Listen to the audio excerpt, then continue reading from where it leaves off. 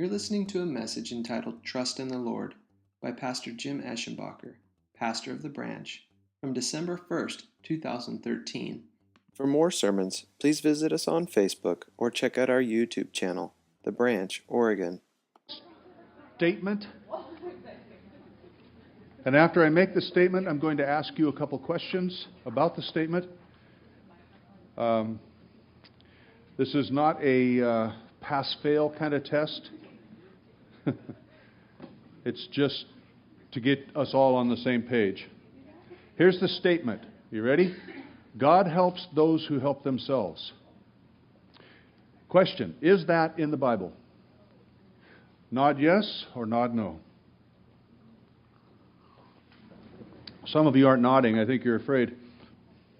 How many think it probably should be in the Bible? Yeah.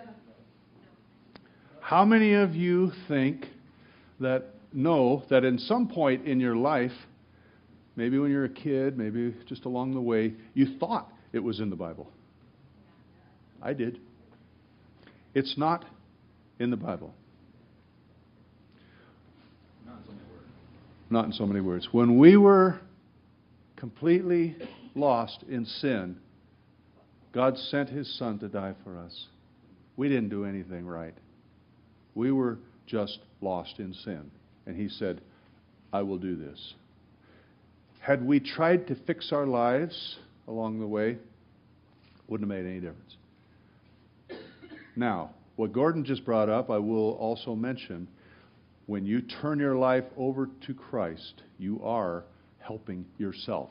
But that's not what this statement is about. This statement is about trying to better your life. Do you think you can make yourself good enough so God will want you? That's the problem that we run into. We're going to talk about this, and I'm going to start with a verse that is kind of a go-to verse for me. It's Proverbs 3, verse 5. This is about trust. Trust in the Lord with all your heart, and don't lean on your own understanding. Don't lean on your own understanding. Now, I have to tell you something. This is like a flashlight that I have to carry with me all the time. This is one of those verses that I have to pay attention to because I was born, I think, a cat. I'm curious about everything. I have to know how and why. Carla, on the other hand, could care less about how and why. I remember the first time I saw a mouse, a computer mouse, I thought, how does that work? You're just moving it over here and something's happening on this screen. I don't understand. It bugged me. I had to find out how that worked. Carla goes, wow, works? Why do you have to know how it works or why it works? I don't know. I was born with that. Now, God is not going to make me clone me to somebody else. I have my personality. I have what I've been given. But I cannot depend on my need to understand. I cannot depend on my understanding. Anybody in this room know what I'm talking about here? You get understanding, but you can't lean on that. You still always trust God. When Satan went after Eve, all he did was challenged her understanding. Did you know that? Let me read a little bit for you from Genesis 3, starting in verse 4. But the serpent said to the woman, you won't surely die. For God knows that when you eat of it, your eyes will be opened, and you will be like God, knowing good and evil. Satan didn't even tell her to take a bite of the fruit. He didn't even tell her how to sin or what to do. All he did was challenge her understanding. And she thought about it and thought, that kind of sounds logical, I guess. So instead of trusting God, who had created the garden and created she and her husband, instead of trusting God, she decided, I think I'm going to listen to this snake because he kind of made sense. He gave me some understanding about this thing. That's how important this verse is. Trust in the Lord with all your heart and don't lean to your own understanding. Eve did not know why she wasn't to eat of the tree. She didn't have a clue. She just said, well, God said don't eat of it. I don't know why. Satan appealed to her logic, gave her an explanation. He appealed to her understanding. She apparently thought it sounded reasonable enough, so she grabbed the fruit and took a bite. Seriously? She's in a garden where she can eat any one of thousands, hundreds, I don't know, of trees, fruit, and yet this snake comes along and says, no, you just don't understand what that fruit's all about. Here, let me give you a little explanation. You're going to think like God if you eat of that. She goes, oh, huh. So she trusted her understanding. That's how important this verse is, and that's how important this sermon is, trust in the Lord. She just kind of slightly altered it and thought, yeah, that kind of sounds good, Mr. Snake. Thank you for that. I think I'll go ahead and have a little bit. As if she wanted that fruit over another fruit. She didn't. It made sense to her finally. Trusting God isn't about making sense. Now, with the invention of the World Wide Web, knowledge has become more readily available. Right? In fact, getting knowledge to the consumer faster is the motor that drives technology. Pretty much all there is. Get it there faster, more of it. Get it to you while you're walking now. That's why your phones have all this information in it. You don't have to go to a computer to find out what you need to find out. You can just do it right there wherever you happen to be. Now, the unspoken rule about this is that it's good for us. Why? Why is getting knowledge, the knowledge of the world, faster, good for us?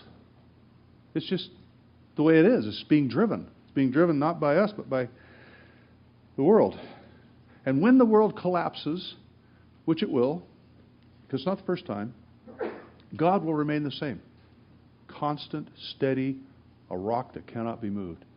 The world will do this, and God just goes like this all the time. So you trust technology. When it crashes, you will find that the one entity, the one thing, the one person who never moved was God. That's why we trust in the Lord with all our heart. Now, let me ask you a question.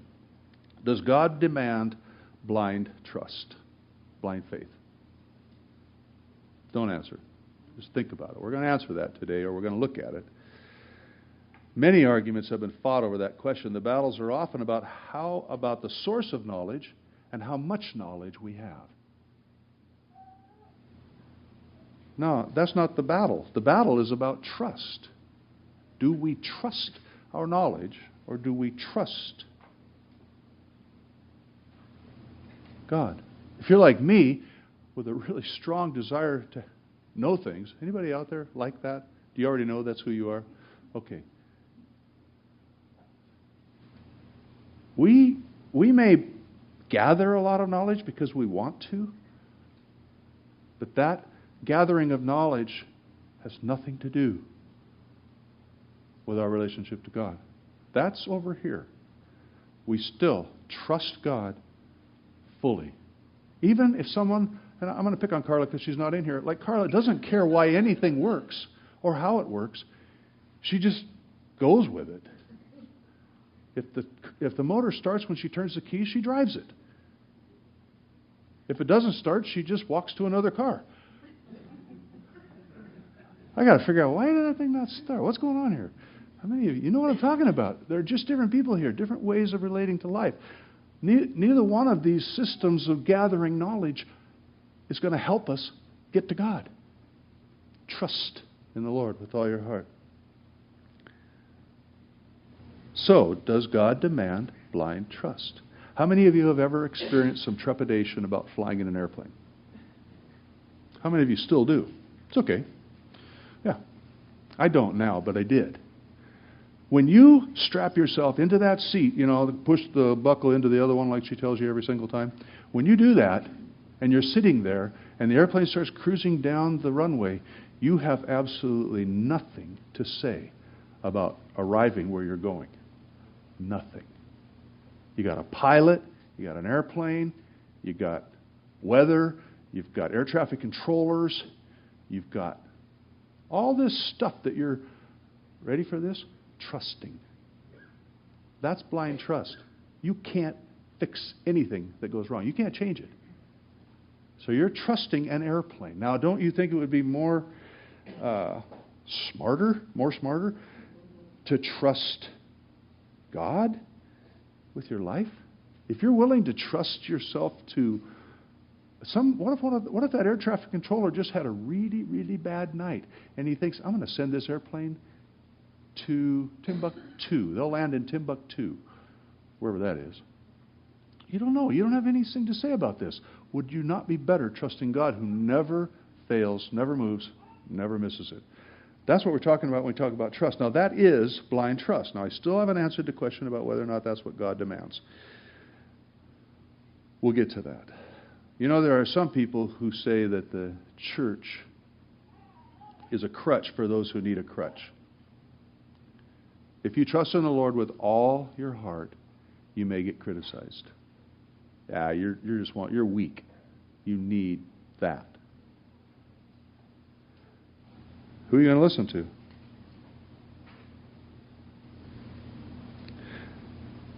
First, we have to answer another hard question. Is God trustworthy? And I expect all the nodding to go the same way this time. He is. That's the obvious answer. Or, well, duh. I mean, that's kind of the answer that I would probably give. But do you believe the answer, or are you just saying it?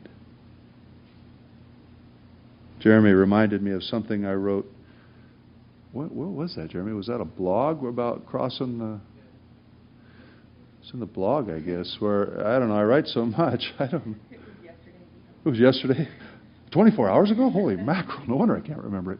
Anyway, I don't remember what verse it was about, but it was talking, my head is in this whole thing of trust and also in belief, and that's what that one was about. And there's a guy standing on the edge of a deep ravine. And there's a footbridge across the ravine.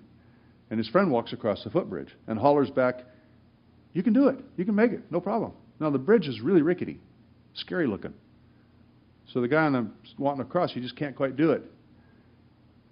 And the other guy goes, "You can do it. Don't you believe me?" And he goes, "Yeah, I believe you." But he doesn't walk across the bridge. Does he actually believe that bridge will hold him or not?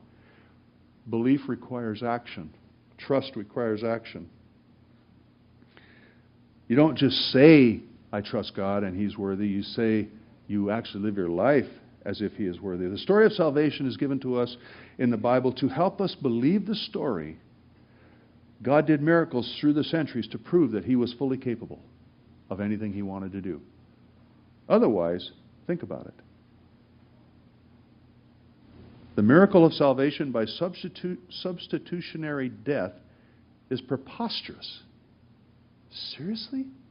The greatest minds in the world can't come up with that one. Somebody died, so now you don't quite die? I mean, you die, but you live after. What? Because somebody died? God's ways are so far above our ways. Can we trust Him? Is He trustworthy? And then He shows, okay, we're going to get to salvation some thousands of years down the road, but I will show you that I can do whatever I want and need to do.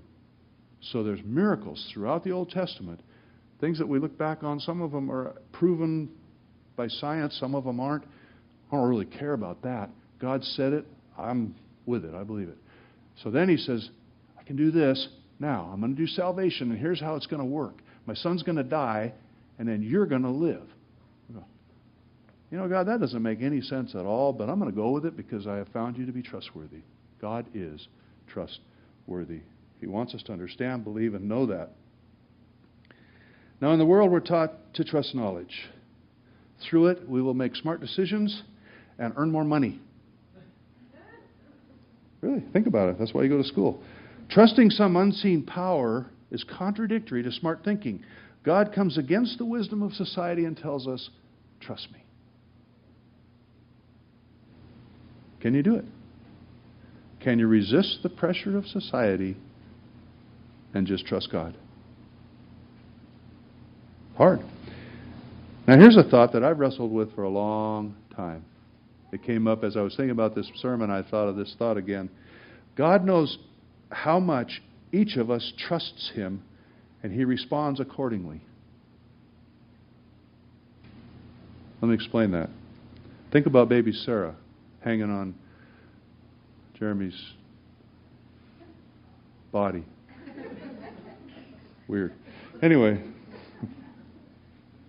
Chelsea knows that she needs her for everything right now. Food, warmth, sleep, poop removal, everything. Now, Chelsea loves Micah just as much as she loves Sarah. But Micah doesn't need her for poop removal now. So she doesn't get involved in that. Does God know us that individually, that specifically? Yes, He does. Thank you for nodding. He does know us that well. He's not saying, all right, here's the blanket statement. I will take care of all of you exactly the same way every day for the rest of eternity. No. He says, who are you? Are you a baby who needs me for poop removal? Are you older than that who doesn't need me for poop removal? Are you one who says, I am going to depend entirely on God? Are you one who says, you know what, I got a good bank account. When I'm done with that, I'll give God a call. Does He respond to you, to us, to me, as an individual? Or are we just a clone of some sort, that a version of Adam or Eve? No, we're individuals, and He responds to us as individuals. Let me read a couple verses to you and show you, just kind of talk about it. Psalms 37, verse 5. Commit your way to the Lord. Trust in Him, and He will act. Interesting. Proverbs 29:25. I'm going too fast.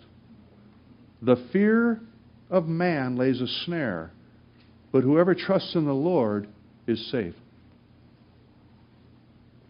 Here's one for you. Nahum 1, verse 7. Nahum is one of the minor prophets. It's actually in the Bible. When I was a little boy, I learned all the Bible books, and then when I was older, I thought, Nahum? What's that? It's not in the Bible. I had to go find it. Nahum 1, verse 7. The Lord is good, a stronghold in the day of trouble. He knows those who trust in Him. Do you hear that? He knows those who trust in Him. Really? Not everyone who calls himself a Christian trusts in the Lord. Now, don't start getting critical of everybody you know. Just let that settle. Trust is an active verb. Like I mentioned earlier, you can't say, I trust that bridge, and then not walk across it. That's not trust. If you trust the bridge, you walk across it. If you trust God, you lean on Him.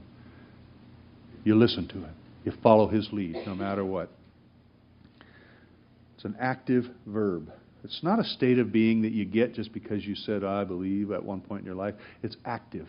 Trust is active all the time. I trust God. Or, I trust something else. Trust in Him and He will act.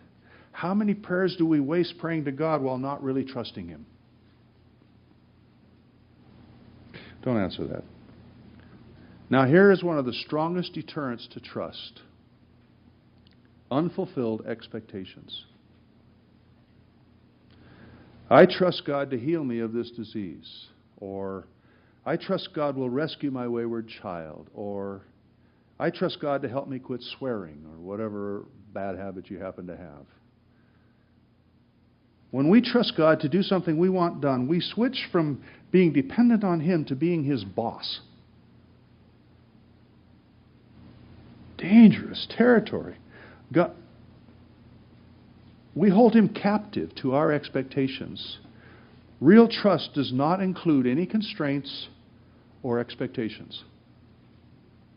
Real trust is just trust. God knows when He is being treated like a slave, and He knows when He is being trusted. He knows everything. You can't trick Him. Try sometime. See how that goes for you. Isaiah 30, verse 15. For thus said the Lord God, the Holy One of Israel, in returning and rest you shall be saved. In quietness and in trust shall be your strength. Some men trust in their strength. God says, in trust will be our strength. It's not my strength that I trust. It's my trust that gives me strength. Paul said, when I am weak, I'm strong. Strong in Him. And His strength is made perfect in my weakness. Now, it's considered weak to rely on somebody else God contradicts that and says, trust me and you will be strong. Not weak, but strong. One more verse, Psalms 20, verse 7. Some trust in chariots and some in horses, but we will remember the name of the Lord our God. In David's time, when that was written, chariots and horses were necessary for keeping safety and peace. You had the most horses and the most chariots, you probably could protect yourself. That's kind of how it was all set up. Now, we don't live with those priorities. Unless, I don't know, anybody here trust your horse more than your car? We trust money and things related to money.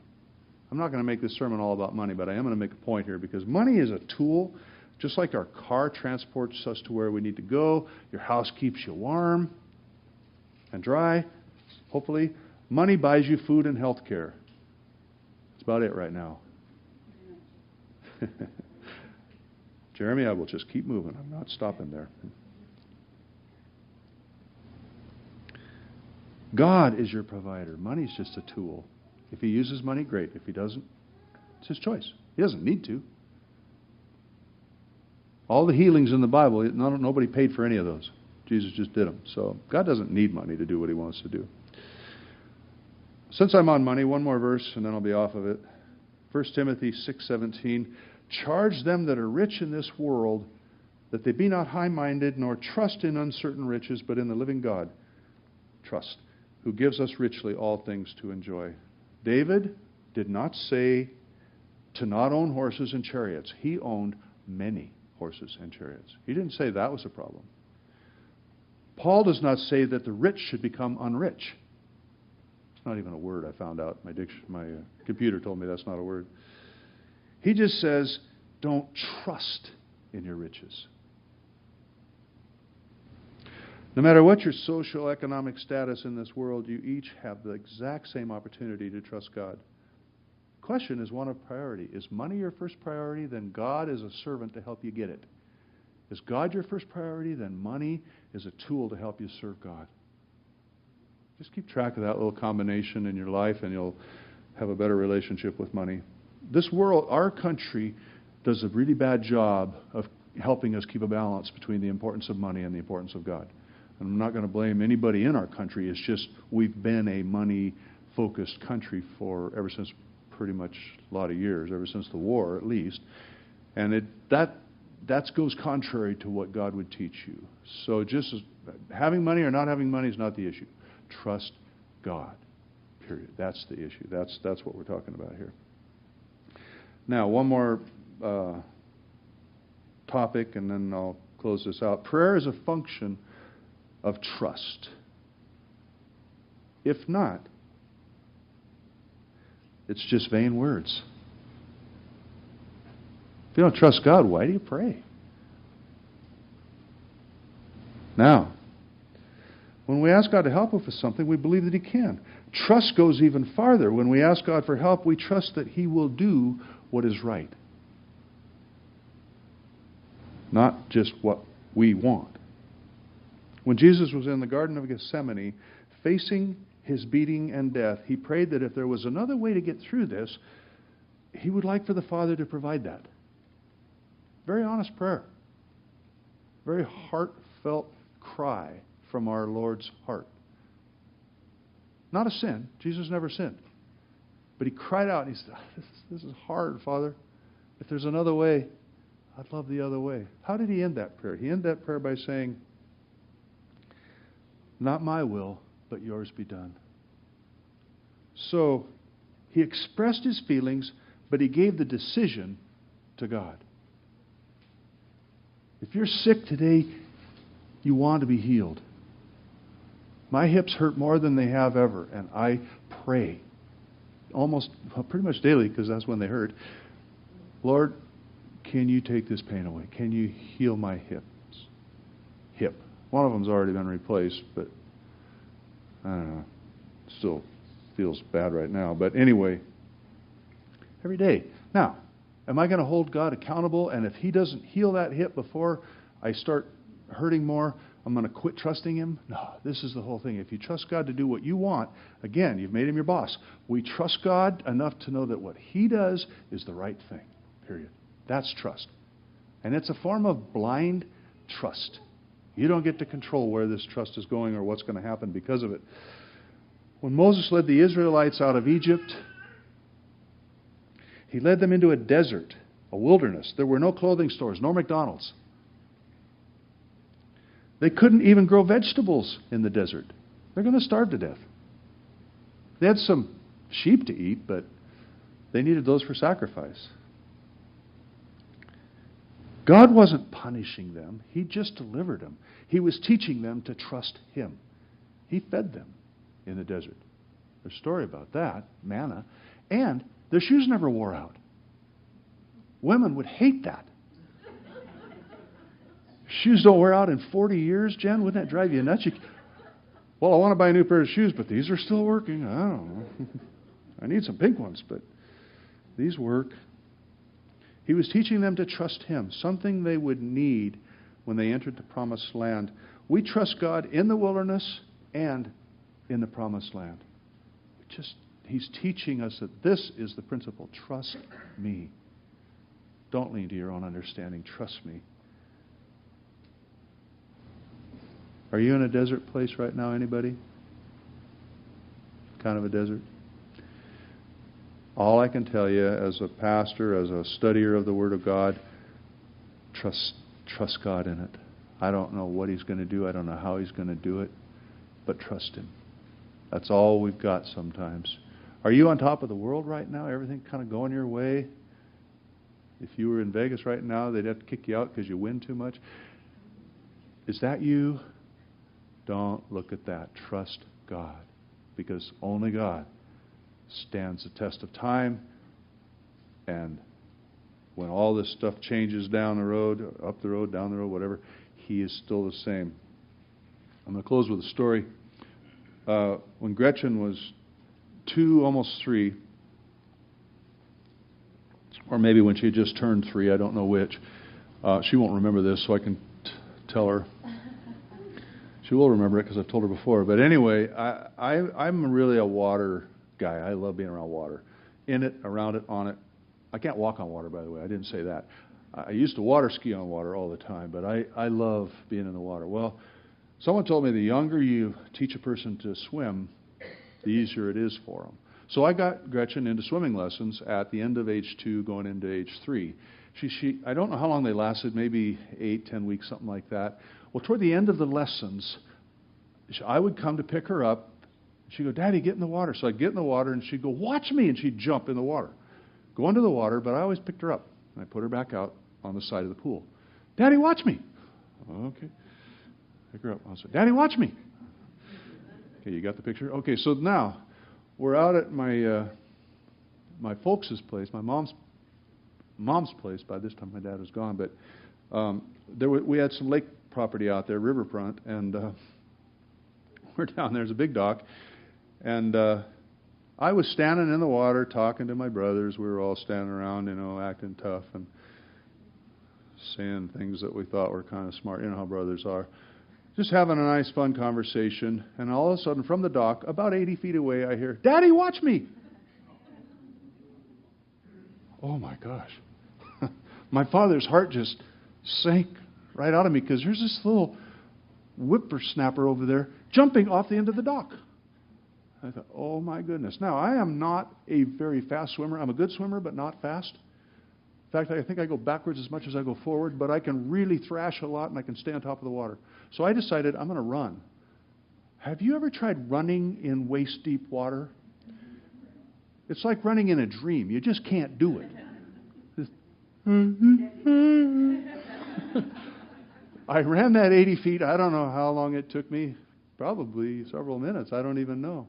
I get there, and here's this little kid who had graduated from her swimming class but didn't know how to swim yet, dog paddling as fast as she can, and she's going in a circle. Like a wave runner when it conks out. It kind of goes in a circle till you catch it. Here's Gretchen just swimming in a circle.